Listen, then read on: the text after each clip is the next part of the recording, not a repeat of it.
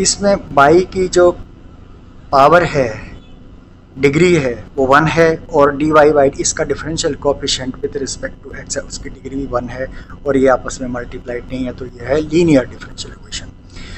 ठीक है, तो अब आपको the given differential equation is this, आपके पास कंडीशन भी दी है when y is equal to 0 when x is equal to pi by 3। तो इसको हमने कंपेयर करना है, जैसे मैंने आपको पहले भी बताया था, इसको कंपेयर करना आपने dy upon dx plus py is equal to q। we have p is equal to, p मतलब coefficient of by, coefficient of by यानी कि 2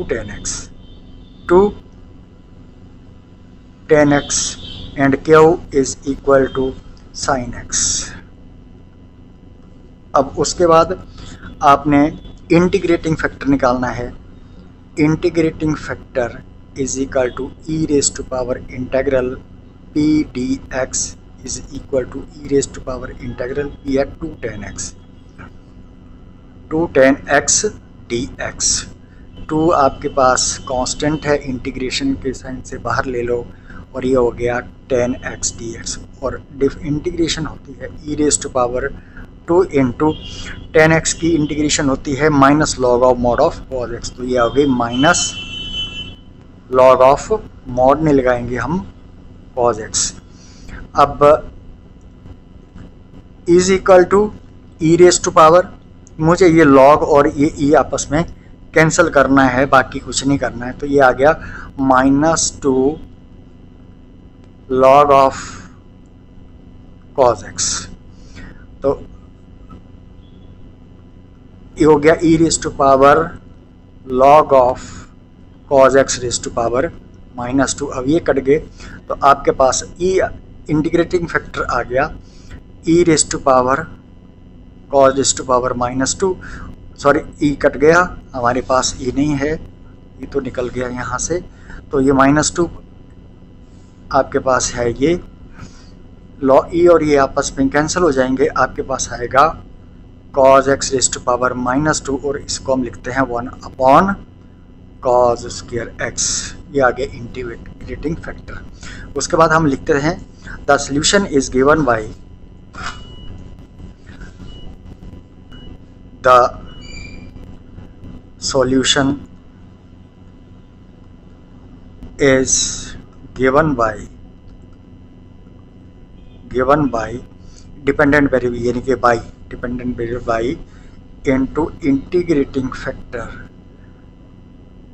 is equal to integral Q integrating factor dx plus सी, और आपके पास आएगा by integrating factor आपके पास है 1 अपॉन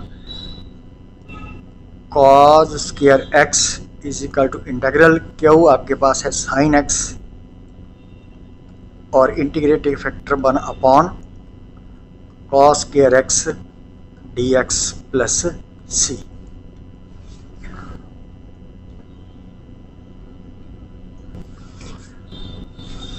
और ये हो गया बाई cos स्क्वायर को न्यूमरेटर में ले जाओ तो ये हो गया secant square x is equal to integral, इसको मैं ब्रेक करके साइन स्क्वायर को cos स्क्वायर को मैं ब्रेक करके लिख रहा हूँ, ये आ गया sine x upon cos x, एक लिख दिया into 1 upon cos x dx plus सी, और ये हो गया y secant square x is equal to integral 1 upon cos secant x sine upon cos tan x dx plus सी, और ये हो गया y secant square x is equal to integration of secant x tan x is equal to secant x plus C.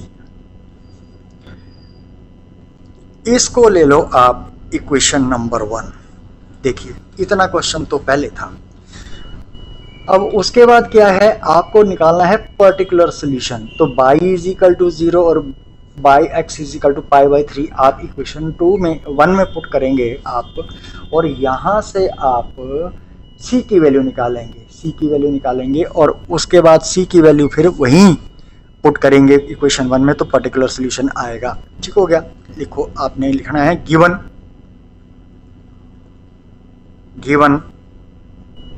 x is equal to pi by 3 और y is equal to 0।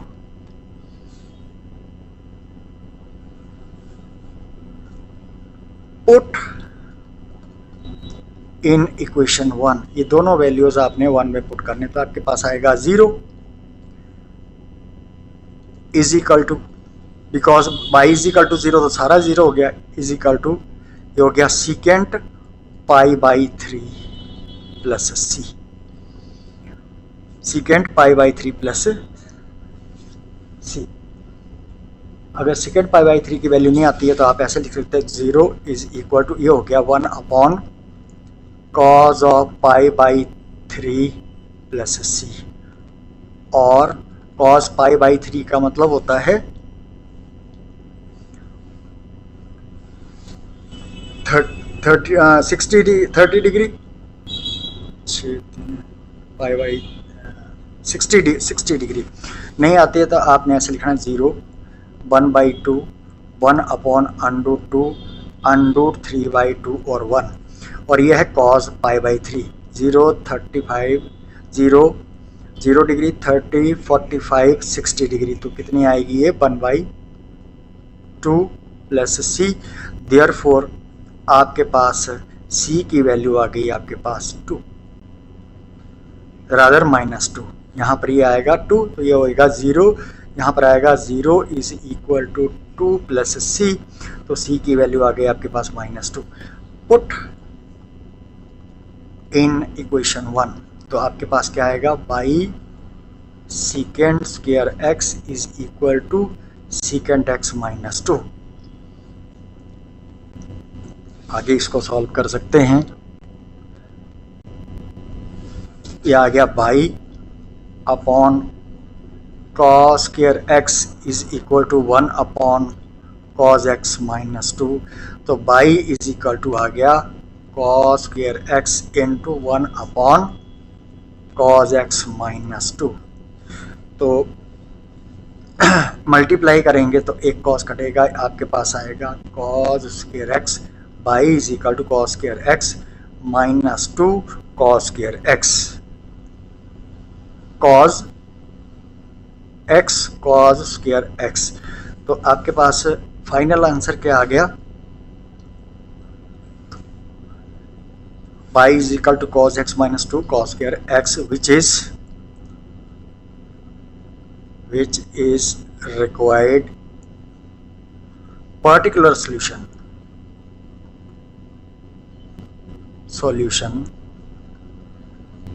of given differential equation.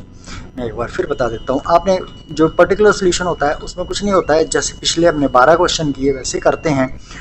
जब आपके पास जहाँ आपने सी add किया होता है वहाँ पर आप जो आपको गिवन वैल्यू होती है, जैसे ये दिया है y is equal to 0 when x is equal to pi by 3, y is equal to 0 x is equal to pi by 3, आपने इसी क्वेश्चन में पुट करना है। यहाँ से आपने c की वैल्यू निकालनी है और c की वैल्यू फिर आपने इसी इक्वेशन में पुट कर देनी है, तो आपके पास पर्टिकुलर सोल्यूशन आ जाएगा। ये था क्वेश्चन नंबर 13। अब क्वेश्चन नंबर 14 को हम देखते हैं। तो आपके पास गिवन डिफरेंशियल इक्वेशन क्या है, 1 plus x square d y by d x plus 2xy is equal to 1 upon 1 plus x square. Simple सा क्वेश्चन है, बड़ा मुश्किल नहीं है। तो मैं यहीं से शुरू कर देता हूँ। आपने पहली लाइन लिखनी है, the given differential equation is, given differential equation is, ये आपने लिख देनी है ओके, कंडीशन के साथ।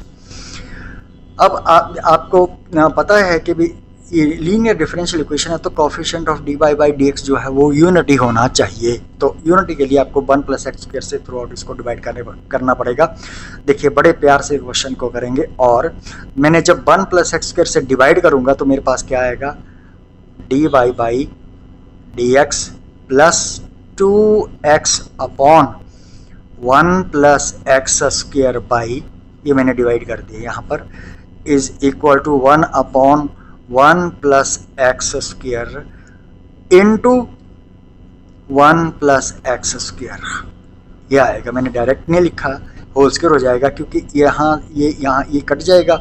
यहाँ पर भी आप 1 प्लस एक्स स्क्वायर से डिवाइड करेंगे, यहाँ पर भी 1 प्लस एक्स स्क्वायर से, यहाँ पर भी 1 प्लस, तो ये आपस में मल्टीप्लाइड हो जाएगा। तो इस तरह से आप को मैंने ये आइडिया दे दिया, ये डिवाइड हो गया। तो देखिए अब आगे क्या आया आपके पास, और d y upon d x plus 2x upon 1 plus x square by is equal to 1 upon 1 plus x square का होल स्क्वायर। ये आई आपके पास डिफरेंशियल इक्वेशन।